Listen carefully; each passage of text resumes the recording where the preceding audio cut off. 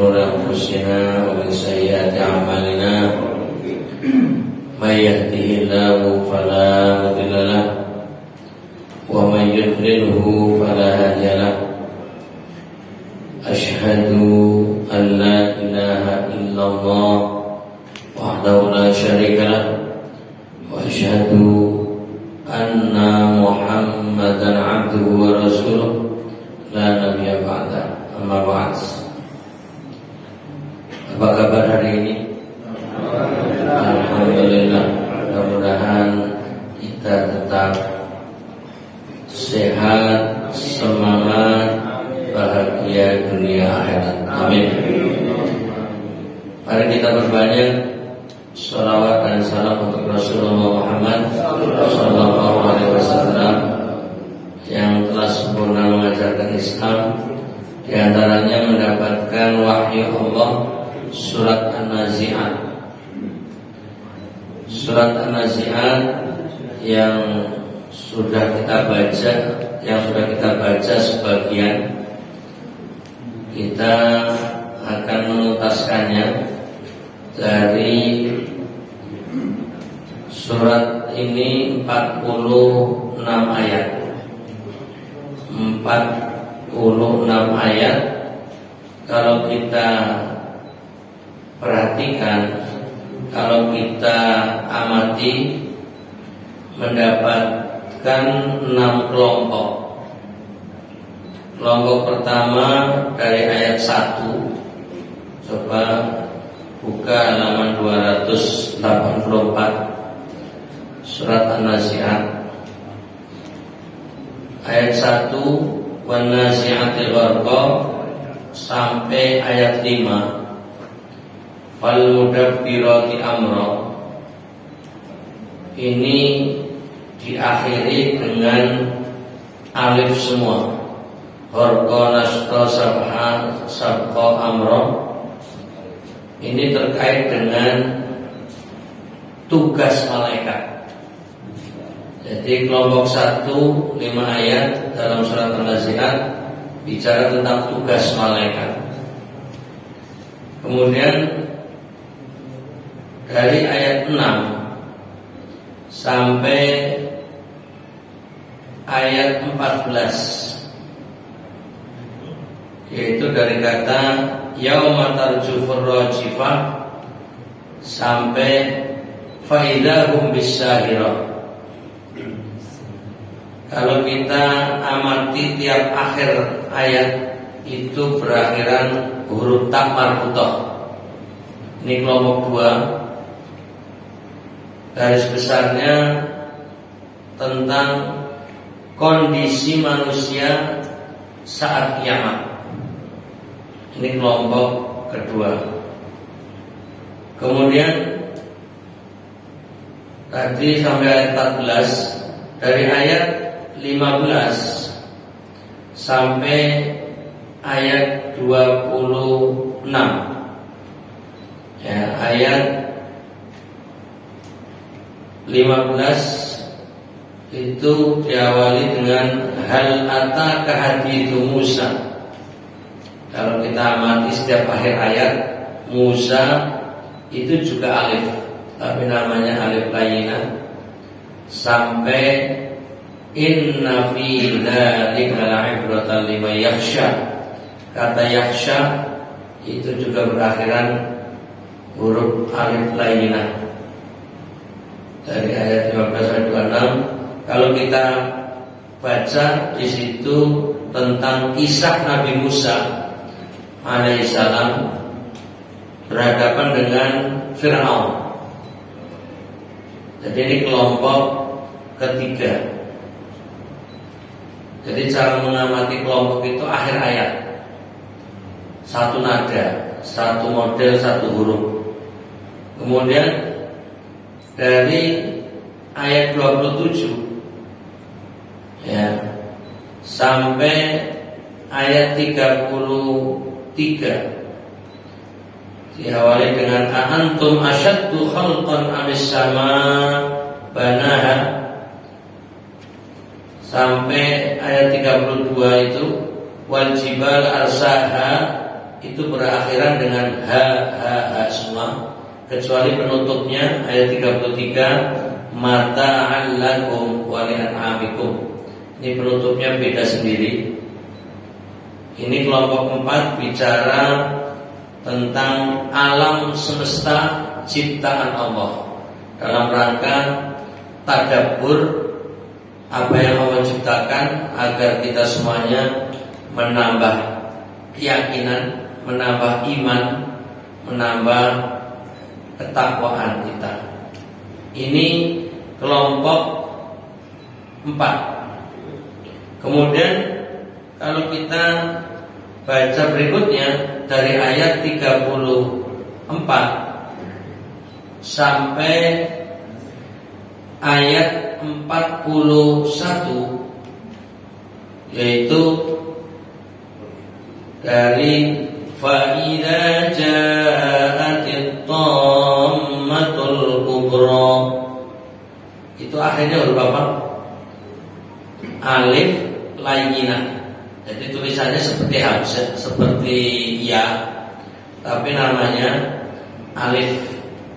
Itu semua alif sampai ayat 41. Fa innal jannata hiyal ma'wa. Ayat 41 juga berakhiran dengan alif layyinah. Ini membahas tentang balasan manusia dan tentunya jin ya, setelah kiamat.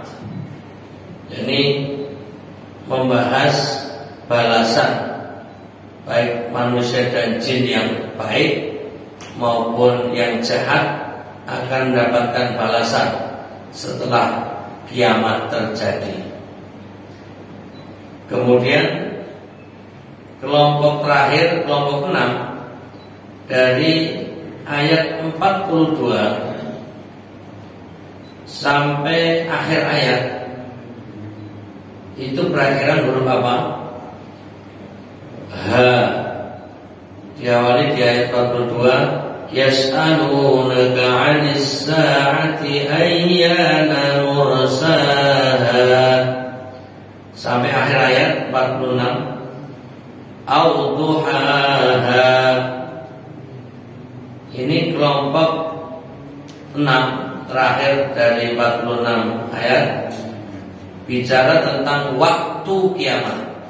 Bicara tentang waktu kiamat yang kemudian Allah menyampaikan kepada Nabi Muhammad bahwa kiamat rahasia Allah, dan Allah membimbing Nabi Muhammad SAW bahwa Nabi itu innama anta mundzir. Jadi kamu hanyalah pemberi peringatan. Man yakhshaha, bagi siapa yang takut kepadanya hari berbangkit. Artinya kiamat itu rahasia Allah. Nabi memberitahukan, atau tugas Nabi hanya memberi peringatan, mundzir. Ini sekilas info sebagai pengulangan lagi, karena kita baca surat ini sampai 6 kali ya, 6 kelompok, dan kita baru mau masuk ke kelompok 5, yaitu dari ayat 34 sampai ayat 41. Nah, dengan melihat semacam ini kita bisa memetakan surat ini bicara tentang apa saja, kemudian arahnya kemana, dan salah satunya diamati akhir-akhir ayat itu menjadi pemahaman kita. Ini kelompok 1, ini kelompok 2. Jadi Allah mengelompokkan dengan mengakhiri setiap akhir ayat dengan model huruf yang sama. Betapa indahnya ayat-ayat Al-Quran, betapa istimewanya firman Allah, dan tidak ada makhluk manapun yang mampu membuat ya, semacam ini. Tidak ada tandingannya. Baik, mari kita baca kelompok 5 dari Fa'idza ja'atit thammatul kubra. A'udzu billahi minasy syaithanir rajim.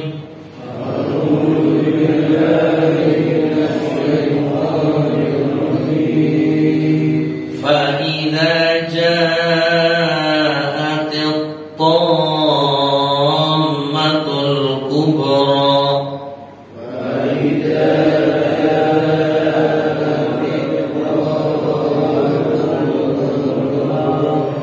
Yauma yatadakkarul insanu ma sa'a. Yauma yatadakkarul insanu ma sa'a. Wa burrizatil jahimu liman yara.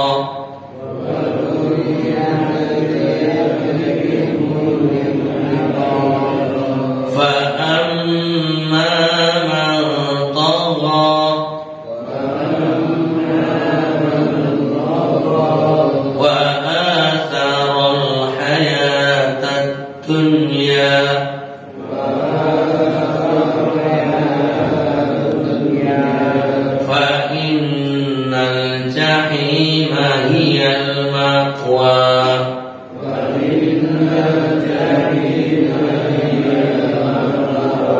Wa amma man khafa maqama rabbih wa nahan nafsa 'anil hawa.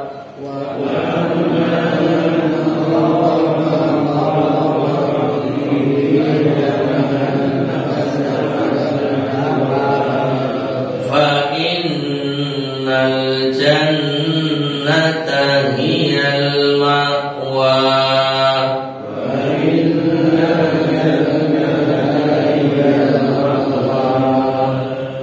Ini kita baca kelompok 5, diawali dari ayat 34.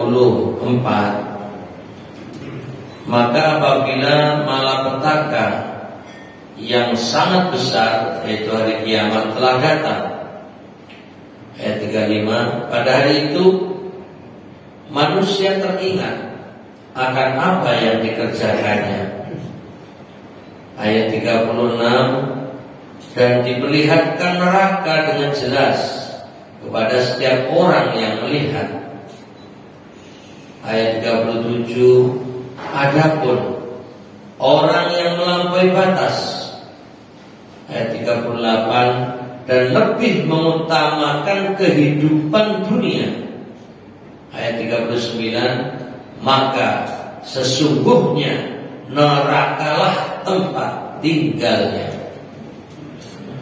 Ayat 40. Dan adapun orang-orang yang takut kepada kebesaran Rabb-Nya dan menahan diri dari keinginan hawa nafsunya. 41. Maka sesungguhnya surgalah tempat tinggalnya. Amin. Mudah-mudahan kita termasuk kelompok ini, masuk al-jannah. Amin ya rabbal alamin. Baik jamaah rahmatullah, mari kita buka penjelasan singkat di halaman-halaman berikutnya, yaitu kita lihat di halaman 300. Halaman 300,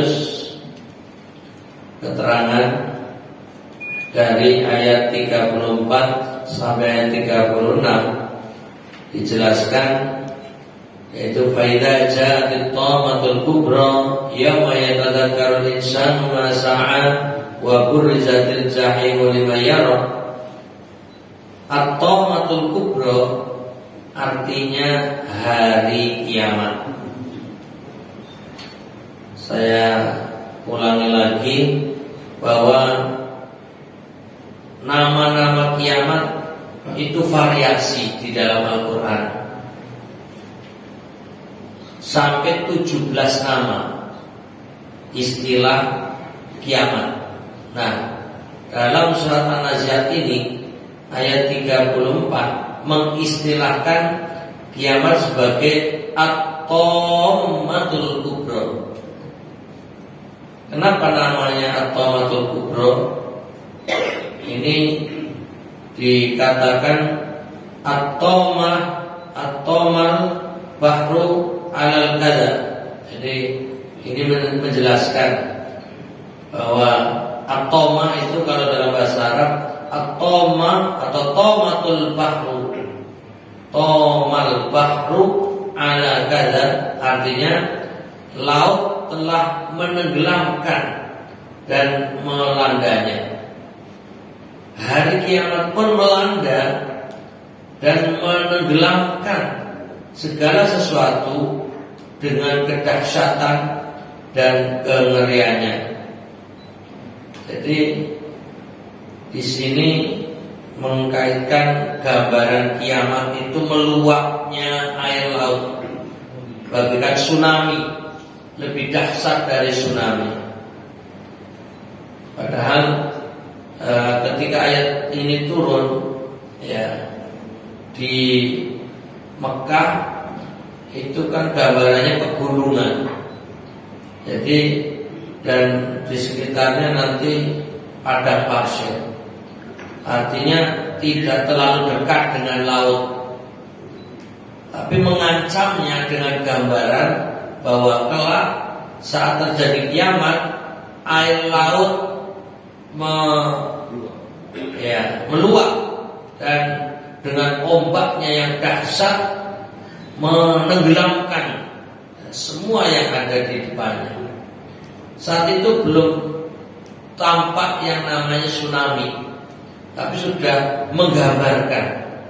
Nah, kita yang di zaman sekarang sudah pernah mendengar, melihat bagaimana peristiwa tsunami di berbagai tempat.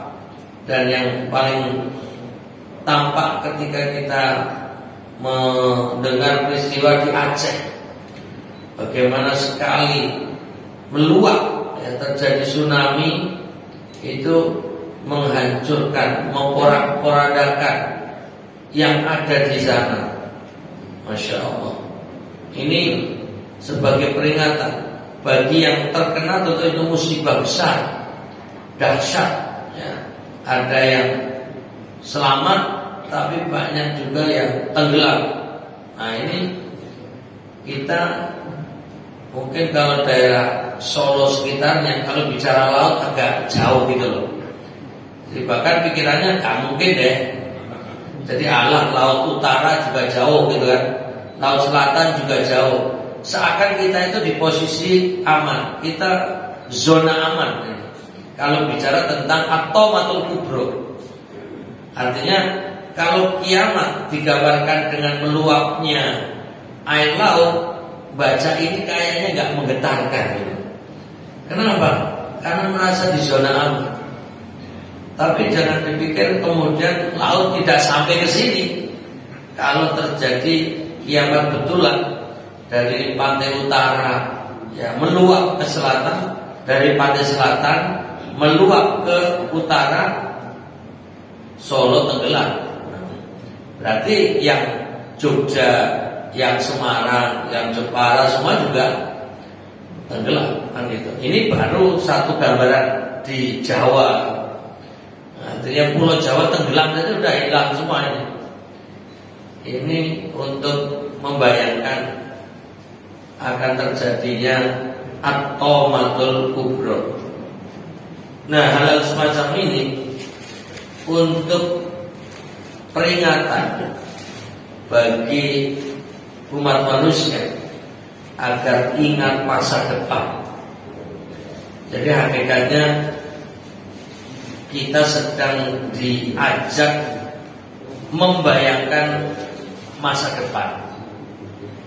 Yang biasanya orang kalau mikir masa depan itu hanya kalau orang tua memberi gambaran masa depan anak-anak itu hanya dari sisi pendidikannya, dari sisi pekerjaannya, kehidupan keluarganya. Jadi sepertinya masa depan itu hanya hidup di dunia ini, tidak sampai masa depan dalam arti kiamat dan akhirat. Jadi sebenarnya apa yang seringkali orang tua mengharapkan masa depan anak-anaknya itu jangka pendek sebenarnya. Jadi masa depan jangka pendek, sementara ada masa depan jangka panjang. Nah, disinilah yang perlu kita siapkan. Karenanya pada ayat 35 digambarkan selanjutnya, yaitu suasana, ya, orang-orang ingat apa yang telah dikerjakan. Digambarkan yauma yatanakkarul insanu ma sa'a. Pada hari itu manusia teringat akan apa yang telah dikerjakannya. Diterangkan, maka pada waktu itu manusia teringat akan amal perbuatannya sewaktu di dunia, dan hal itu tampak di hadapan mata mereka. Tetapi pada saat itu penyesalan tiada bermanfaat lagi. Yang ada hanyalah kekecewaan dan penyesalan. Ini gambaran orang yang perbuatannya tidak menghasilkan. Jadi amal perbuatan, tapi amal perbuatan yang sia-sia. Amal perbuatan, tapi amal perbuatan yang sifatnya jangka pendek. Nanti ujung-ujungnya adalah hanya dunia dan dunia. Pikirannya hanya kerja. Tapi tidak memikirkan akhirat. Ini yang perlu diwaspadai. Waspadalah. Cara berpikir masa depannya itu hanya jangka pendek. Jadi hidup ini seakan hanya untuk kerja. Tapi lupa akhirat. Nah, ini yang mungkin kita setting kembali, harus memperbaiki cara berpikir kita. Karena digambarkan yang lebih mengerikan dalam ayat berikutnya, wa burrizatil jahimu liman yara. Diperlihatkan neraka dengan jelas kepada setiap orang yang melihat. Jadi ayatnya seperti mempertegas terkait dengan manusia ingat masa lalunya. Jadi ketika kiamat terjadi, manusia ingat masa lalunya, tapi masa lalu yang buruk, masa lalu yang hanya membawa penyesalan. Ya, singkatnya hanya dosa dan dosa, maksiat dan maksiat, dolim dan kedoliman. Jadi bukan kebaikan, bukan amal soleh. Jadi sehingga hanya penyesalan, dan ancamannya adalah al-jahim. Ini yang kita khawatirkan. Makanya kita ucapkan na'udzubillahi min dzalik. Kita berlindung kepada Allah dari hal itu, min dzalik, yaitu neraka jahim. Kemudian pada ayat berikutnya masih ada keterangan dulu. Terlebih lagi pada waktu mereka melihat tempat siksaan, yaitu neraka, tampak di hadapan orang-orang yang berhak memasukinya. Jadi pagi-pagi kita sudah diajak mikir neraka ini. Jadi sebenarnya harusnya merasa ngeri, takut. Nah, orang kalau takut dalam keadaan apapun, termasuk ngantuk, mesti hilang ngantuknya. Tapi kalau kita bicara kiamat kok masih ngantuk, berarti kurang menggetarkan hati, itu masalahnya. Ya, karena itu monggo minum dulu aja. Monggo bismillahirrahmanirrahim. Silakan bagi yang sudah mendapatkan minuman. Monggo silakan Bapak. Silakan. Bismillahirrahmanirrahim.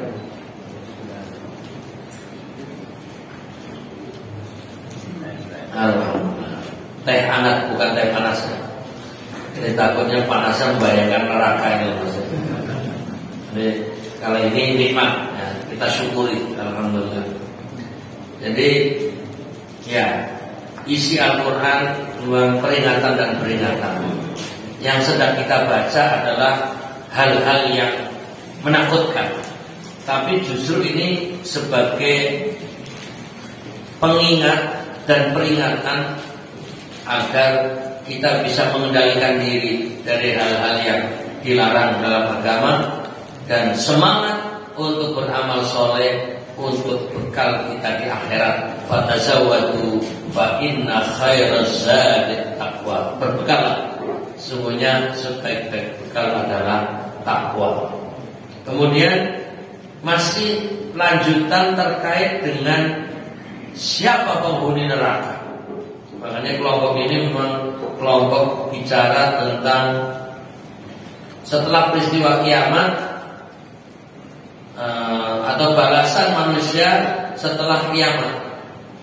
Maka pada ayat 37 sampai 39 ini mengkhususkan bagi mereka yang balasannya jahim, neraka jahim, tempatnya jahim.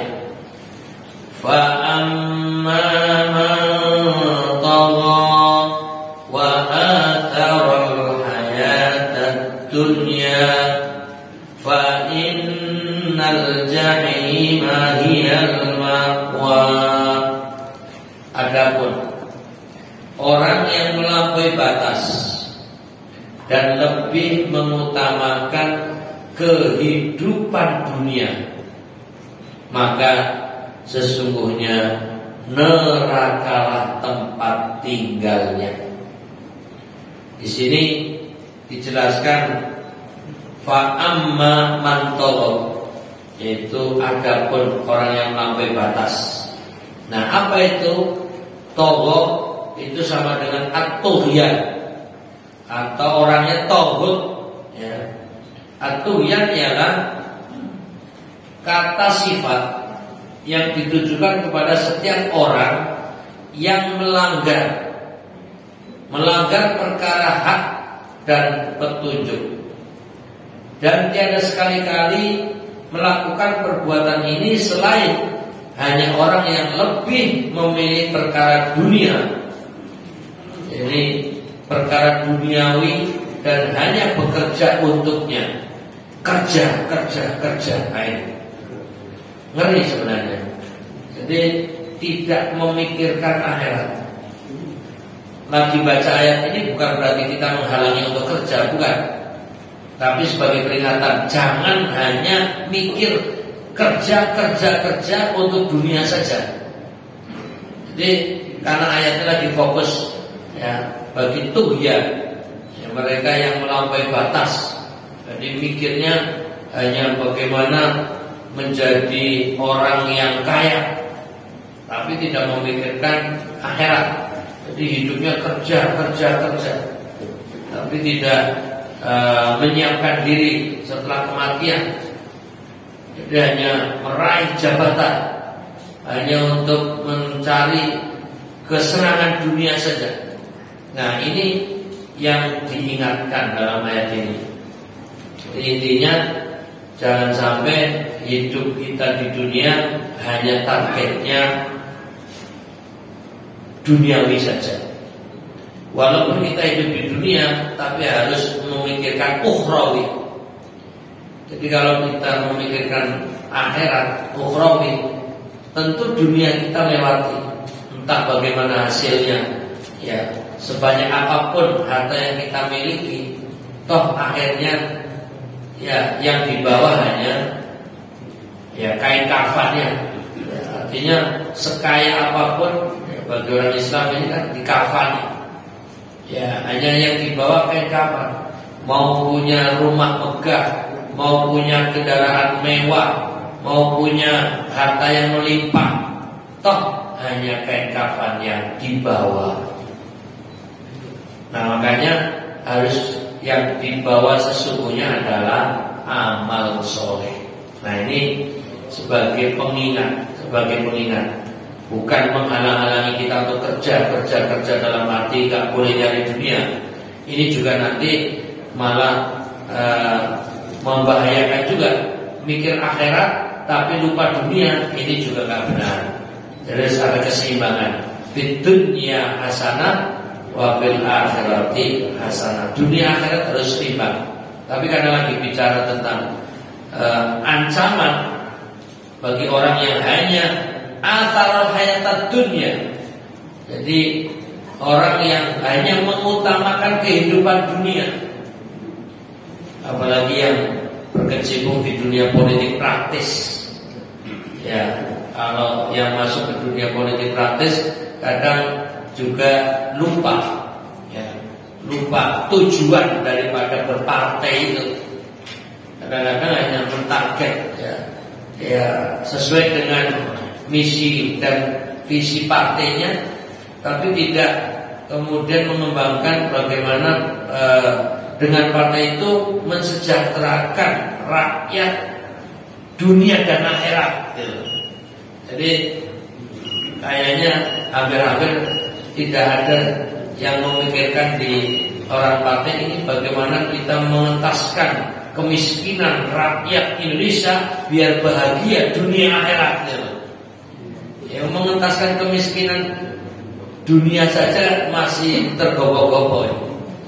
Nah ini yang kadang-kadang perlu, ya, bersama-sama bagaimana kita membantu orang-orang yang punya niat baik. Ya, boleh berpartai, boleh untuk memperbaiki negeri ini, tapi juga diharapkan bukan saja bahagia dunia, tapi bagaimana seluruh rakyat Indonesia bahagia dunia akhirat. Ini harapan besarnya. Amin. Walaupun hanya kayaknya omong doang, tapi paling tidak punya harapan, paling tidak memberi semangat bagaimana biar kita meraih cita-cita, ya, kebahagiaan dunia akhirat untuk seluruh rakyat Indonesia. Jadi ya semuanya kalau bisa menjadi orang yang iman kepada Allah, ya, orang yang kemudian beramal soleh, ya, seluruh rakyat Indonesia sejahtera lalu semangat beribadah, insya Allah semuanya masuk surga. Amin, tanpa kecuali. Apalagi hanya jamaah masjid Baitul Syukur ini masuk surga semua. Seberapapun amal soleh yang kita miliki, insya Allah sudah sebagai kunci pembuka pintu surga, miftahul jannah. Allahumma amin. Ya, ini kan namanya rumah bersyukur, Baitul Syukur gitu. Jadi di rumah ini kita banyak bersyukur, di masjid ini kita banyak bersyukur, sehingga akan lebih meningkatkan, ya, kesadaran kita terhadap nikmat-nikmat Allah, sehingga semakin taqarrub ila Allah, maka mengantarkan kita untuk banyak beribadah dan dicatat amal soleh pengantar masuk surga. Allahumma amin. Yang karenanya penting kita baca selanjutnya, tapi sebelum kelompok ayat ini berikutnya ataupun ayat berikutnya, ini masih ada lanjutan berkaitan dengan tadi arti tughyan, ya, bahwa saya ulangi, ini tughyan yang berkaitan dengan orang yang melanggar perkara hak dan petunjuk. Kemudian adapun sebentar. Ini dan tiada sekali-kali melakukan perbuatan ini selain hanya orang yang lebih memilih perkara duniawi dan hanya bekerja untuknya. Sedangkan untuk akhiratnya sedikit pun tidak terlintas dalam benaknya. Nah ini. Jadi baik kita, ya, keluarga kita, saudara kita, teman kita, kita semuanya bersama-sama, ya, saling mengingatkan, ya, mengajak untuk memikirkan masa depan dalam arti akhirat. Karenanya pada ayat berikutnya, adapun orang yang beriman kepada hari kemudian, yaitu akhirat, maka dialah yang meluruskan sepak terjang manusia dan menjauhkannya dari semua hal yang buruk dan jahat. Jadi di dalam urutan ayat-ayat ini bicara tentang mereka tauhid yang melanggar batas-batas hukum Allah, lalu tempatnya adalah al-jahim, innal jahima hiyal ma'wa. Baru Allah lanjutkan terkait dengan orang-orang yang baik, orang-orang yang bisa mengendalikan diri dari hawa nafsu. Nah, ini artinya bicara gambaran orang buruk dulu, orang jahat dulu, baru bicara yang baik. Ini adalah solusi. Jadi seakan ini loh, orang yang jahat masuk jahim, neraka, maka ini solusinya biar tidak dibakar, dipanggang di neraka. Na'udzubillah min dzalik. Maka jadilah orang yang beriman. Dan gambaran orang beriman di dalam Al-Quran disebutkan, wa amma man khafa maqama rabbih wa nahan nafsa 'anil hawa. Adapun orang-orang yang takut kepada kebesaran Rabb-nya dan menahan diri dari keinginan hawa nafsunya, fa innal jannata hiyal ma'wa, maka sesungguhnya surgalah tempat tinggalnya. Jadi ayat ini diawali dengan amma. Adapun itu pasti dalam bahasa Arab kalau ada amma nanti ada jawabannya fa. Nah, maka amma man khafa maqama rabbi wa nahaa nafsa 'anil hawa fa innal jannata hiyal ma'wa. Ini pasti ada amma, ada fa. Sebagaimana tadi ayat 37 juga diawali amma man tagha, maka jawabannya fa innal jahim. Ayat 39.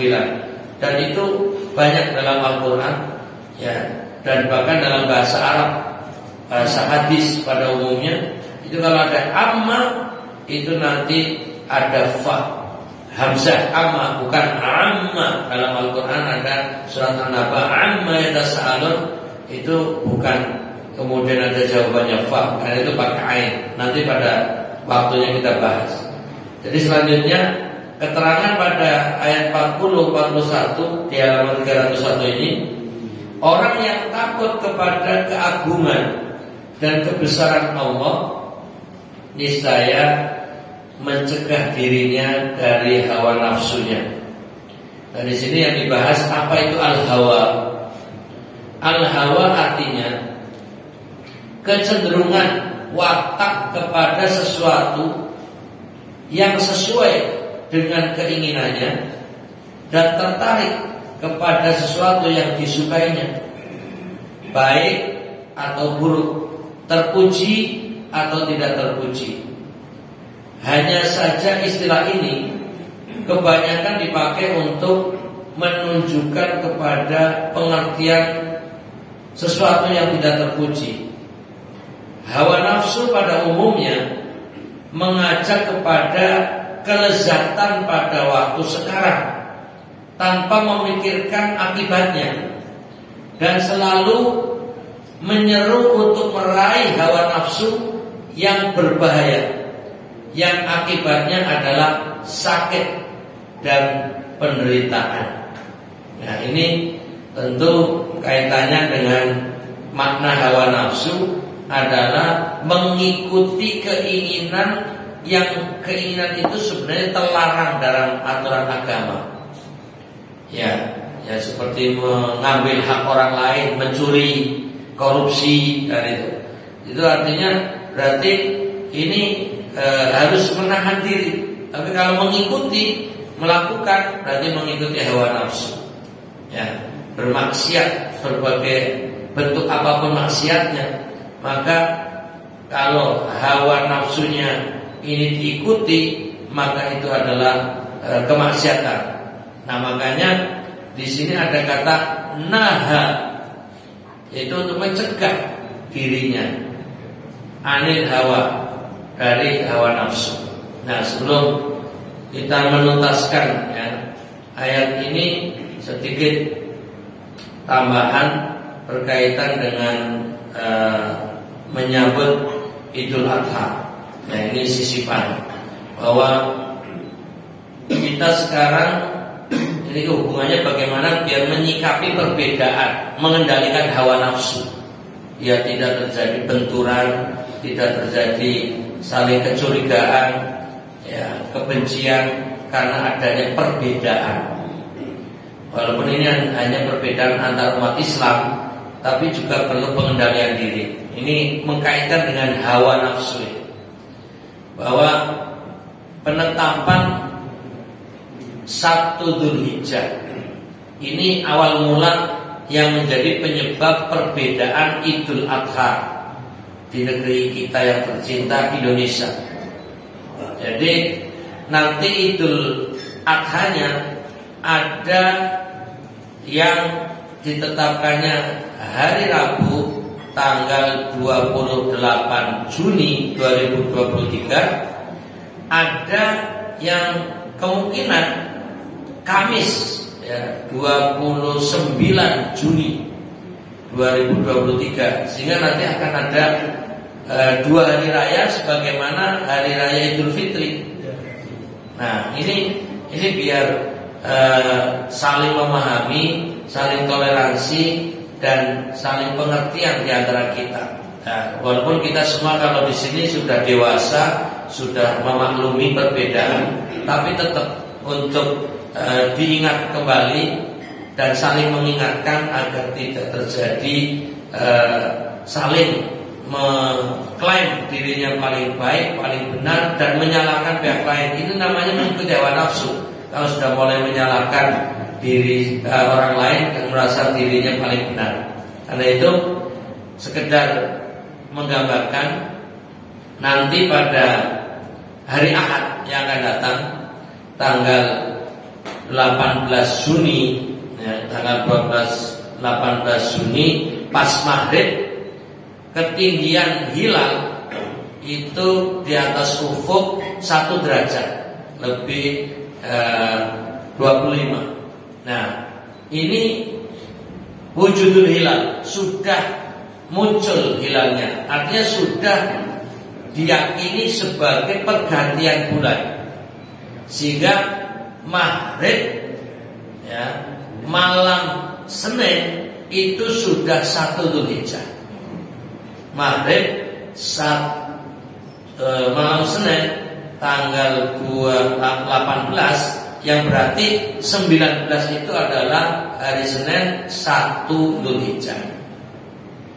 Nah, ini juga sebagai pengingat sekaligus bagi yang sudah punya niat udhiyah, sudah niat berkorban, sudah mengingat adanya larangan-larangan, yaitu 1, dilarang potong kuku, 2, dilarang mencukur rambut. Nah, ini rambut yang manapun, gak usah dicari. Rambut atas, rambut bawah, rambut manapun, ini artinya ada larangan. Nah, ini bahkan larangan ini lebih lama daripada ihram untuk haji. Ya, sebenarnya ihram untuk haji nanti dimulai dari tanggal 8. Tanggal 8 Dzulhijjah itu sebagai hari tarwiyah. Itu awal mula jamaah haji memulai labbaik hajjan, yaitu niat haji. Itu dari tanggal 8. Nanti berakhir tahallul awal itu sampai tanggal 10 Dzulhijjah, artinya hanya 2 hari. Tapi bagi orang yang berniat udhiyah, yang berniat berkurban, maka menahan diri ya dari mencukur rambut dan motong kuku itu 10 hari, lebih lama. Nah, ini juga latihan mengendalikan nafsu walaupun hanya urusan kuku yang kelihatan sepele. Tapi coba ini tidak kita potong kuku. Makanya kalau mau yang rapi, sebelum hari Ahad yang sudah niat udhiyah, mau itu berkorban dengan kambing, mau berkorban dengan sapi, itu sudah merapikan diri sehingga tidak mikir motong kuku selama 10 hari, tidak mencukur rambut ya. Ini selama 10 hari. Ini siap-siap ya, biar menjadi pengingat. Mulai malam Senin, jadi Ahad maghrib. Ini yang berkeyakinan dengan wujudul hilal. Nah, saya lanjutkan bahwa karena ada kriteria yang ditetapkan oleh Mabims, diantaranya adalah Indonesia ya, melalui Kementerian Agama itu akan menetapkan pergantian bulan, yaitu dengan ketinggian hilal 3 derajat. Padahal waktu itu baru 1 derajat lebih.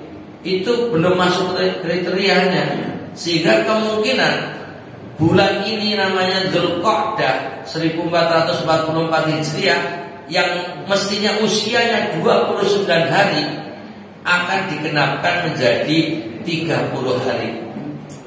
Karenanya menghitung 1 Dzulhijjahnya adalah hari Senin pas maghrib ya, malam Selasa, dan nanti ditetapkannya 1 Dzulhijjah berarti pada tanggal 20 Juni 2023 hari Selasa. Nah, ini juga perlu kita pahami bersama biar tahu. Dengan itu ya, kalau memang ada di antara kita berbeda ya, kita saling menghargai, saling menghormati. Ya sudah, silakan. Mau bermadhab yang mana gitu. Mau mengikuti yang tadi wujudul hilal, atau yang harus menetapkan 3 derajat. Tapi kalau guyonan saja, ini bahasanya bahwa yang 1 Dzulhijjahnya menetapkannya wujudul hilal itu yakin adanya hilal ya, itu malam Senin. Nah, sementara yang memilih menggenapkan itu sama dengan, ini bukan berarti juga melecehkan, tapi ini untuk menggambarkan saja, itu karena kegagalan melihat hilal gitu. Jadi artinya bahwa malam itu tidak mungkin bisa dilihat hilal, alias gagal lihat hilal, makanya akan digenapkan. Nanti kita tunggu ada sidang isbat atau tidak, seperti halnya dalam Idul Fitri. Tapi sekali lagi, mari kita wanahan nafsa anil hawa. Ya sudah, walaupun ini ayat lebih dahsyat dari itu, yaitu mencegah diri dari hawa nafsu, tapi ini juga kita maknai yang lebih sempit sebenarnya, menahan diri dari kecenderungan merasa paling benar, menahan diri dari merasa paling benar sehingga menyalahkan orang lain. Nah, ini juga pengendalian. Artinya sama-sama dengan masuk wanahan nafsa anil hawa. Karena kalau merasa dirinya paling benar akan meremehkan orang lain, dan merasa dirinya lebih baik maka akan muncul kesombongan dan bangga diri. Ini juga bentuk hawa nafsu. Makanya perbedaan ini kita ambil hikmahnya saja. Ya, kita tidak terlalu memperbesar perbedaan ini, karena mungkin orang-orang seperti kita ini bisa memahami, tapi ada saudara-saudara kita yang belum mengerti, itu nanti tarik ulur ya. Bahkan tidak memahami dari sejak awal 1 Dzulhijjahnya kapan, malah ributnya adalah ini besok kita niat sahur Arafahnya kapan.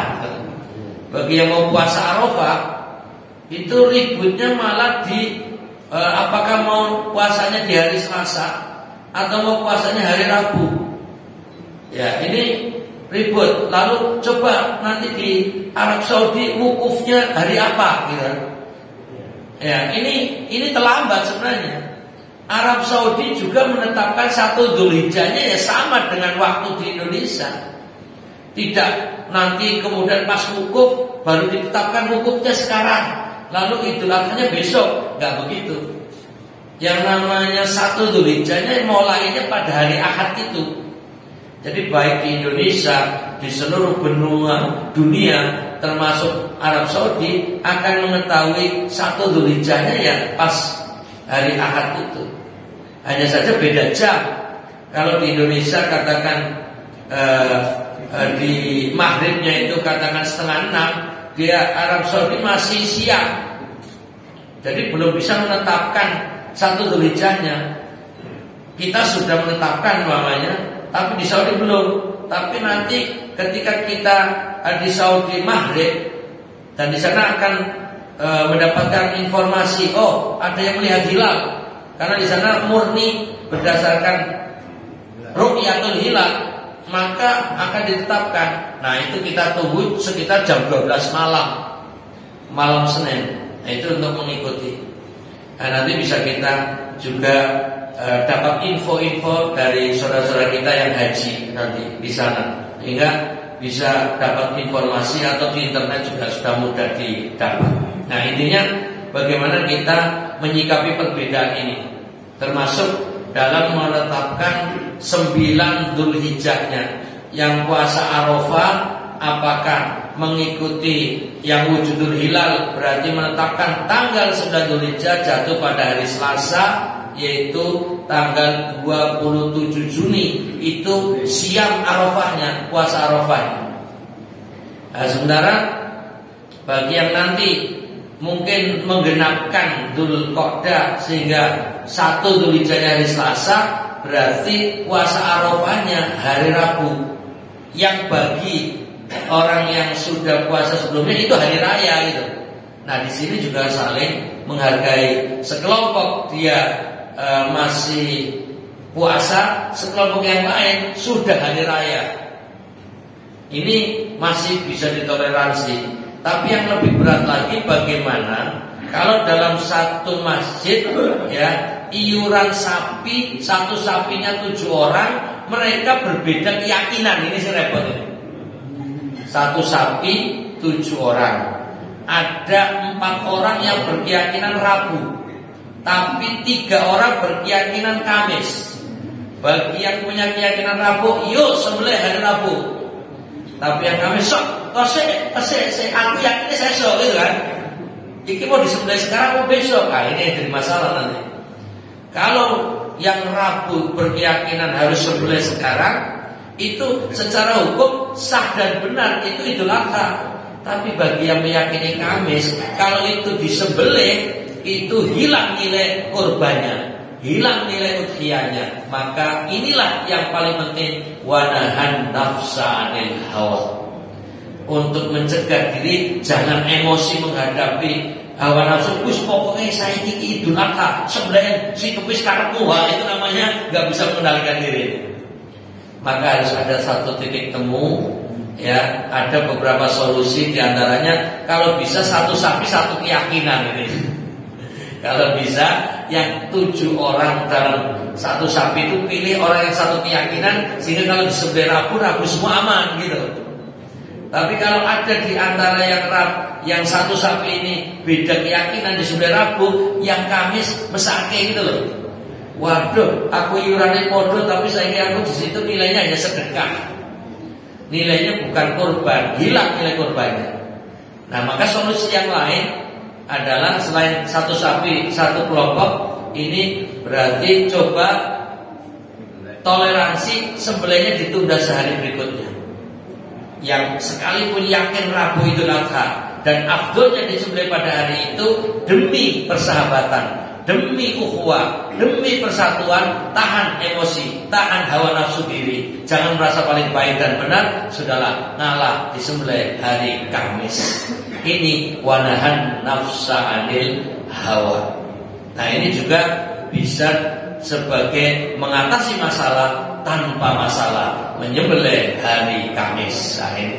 Sehingga yang Rabu itu sebagai hari tasyrik, pas sembelih hari Kamis, tapi yang bagi keyakinannya hari Kamis itu memang Idul Adha. Ini sekilas info, salah satu bagaimana menciptakan kedamaian, menciptakan kerukunan, menciptakan kenyamanan dalam rangka wanahan nafsa anil hawa. Kalau kita bisa mengendalikan itu, fa innal jannata hiyal ma'wa. Maka sungguhnya surga itulah tempatnya. Demikian, mudah-mudahan sisipan ini bermanfaat buat kita semuanya. Akhirul kalam, wabillahi taufiq wal hidayah.